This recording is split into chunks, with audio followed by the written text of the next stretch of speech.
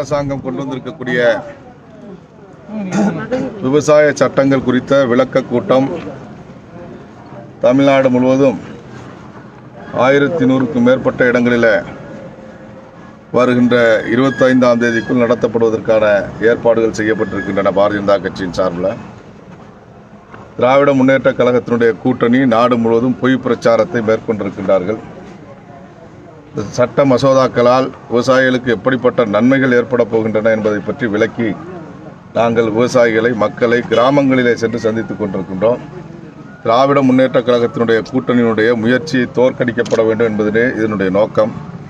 திராவிட முன்னேற்ற கழகம் தொடர்ச்சியாக இந்த மாதிரியான நல்ல திட்டங்களை எதிர்ப்பதை வாடிக்கையாக கொண்டிருக்கின்றார்கள். இவர்களுடைய தேர்தல் அறிக்கையிலே கொடுத்திருக்கக்கூடிய திட்டத்தை திராவிட முன்னேற்ற கழகமும் சரி, காங்கிரஸ் கட்சியும் சரி இவர்களுடைய தேர்தல் அறிக்கைகளிலே கொடுத்திருக்கின்றார்கள். பல்வேறு காலகட்டங்களிலே இந்த சட்டங்களினுடைய முக்கியத்துவத்தை பற்றி பேசியிருக்கின்றார்கள். ஆனால் இன்றைக்கு சட்டம் கொண்டு வரப்பட்ட பொழுது இதை எதிர்ப்பது என்பது மிகப்பெரிய வேடிக்கையாக இருக்கின்றது. எனவே ஒரு நல்ல திட்டங்களை கொண்டு வருவதை எதிர்ப்பது என்பது திராவிட முன்னேற்ற கழகத்தினுடைய வாடிக்கையாக இருக்கின்றது. அதே மாதிரி இந்து விரோதமாக செயல்படுவது என்பதும் கூட திராவிட முன்னேற்ற கழகத்தினுடைய கூட்டணியுடைய வாடிக்கையாக இருக்கிறது. தற்பொழுது கூட பார்த்தோம் என்று சொன்னால் அவர்கள் உண்ணாவிரதம் இருந்த மேடையில் கிறிஸ்தவ மதத்தினுடைய தலைவர் என்று எண்ணிக்கொண்டிருக்கக்கூடிய மத போதகர் எஸ்ரா சர்க்குணம் அவர்கள் பாரத பிரதமர் நரேந்திர மோடி அவர்களை மிக கேவலமாக பேசியிருக்கின்றார். முன்பு ஒரு முறை பார்த்தோம் என்று சொன்னால் இந்து என்று சொன்னால் முகத்திலே குத்துங்கள் என்று சொல்கிறார். இதெல்லாம் வன்முறையை தூண்டக்கூடிய நடவடிக்கையாக இருந்து கொண்டிருக்கின்றது. எனவே எஸ்ரா சர்க்குணம் அவர்கள் மீது கடுமையான நடவடிக்கையை அரசாங்கம் எடுக்க வேண்டும்.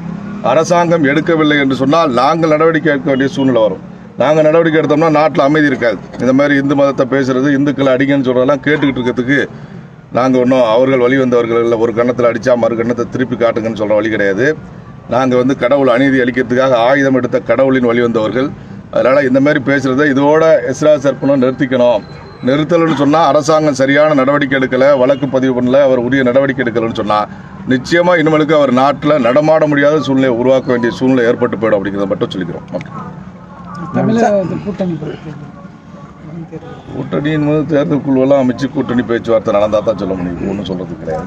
பரவாயில்ல, இந்த ஏரியாவில் கிட்டத்தட்ட ஒரு 3000 ஏக்கருக்கு மேலே விவசாயங்கள் ரொம்ப அழுகி சூரிய நோய்ங்கிற பாதிக்கப்பட்ட இதில் இருக்குது. இதுக்கு உண்டான நிவாரணங்களை உடனடியாக போர்க்கால அடிப்படையில் கொடுக்கும். நிவாரணங்கள் மாநில அரசாங்கம் இந்த பகுதிக்கும் அறிவிச்சிருக்கும்னு நினைக்கிறேன் என்னை பொறுத்த வரைக்கும். ஏன்னா எங்களுடைய பகுதிகளுக்கெல்லாம் 60% அறிவிச்சிருக்காங்க.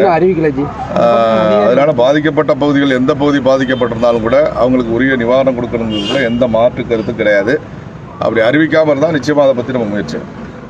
இப்போது திமுக தலைவர் ஆளுநர் அவர்கள்ட்ட நேற்று ஊழல் குற்றச்சாட்டுகளை அளித்திருக்கிறாங்க.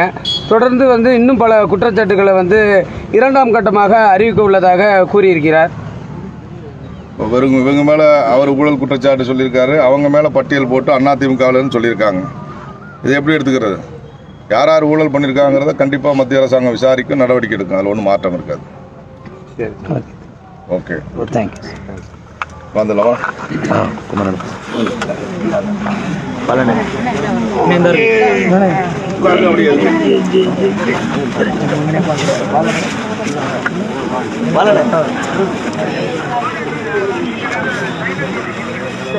பொறுப்பாளர்கள்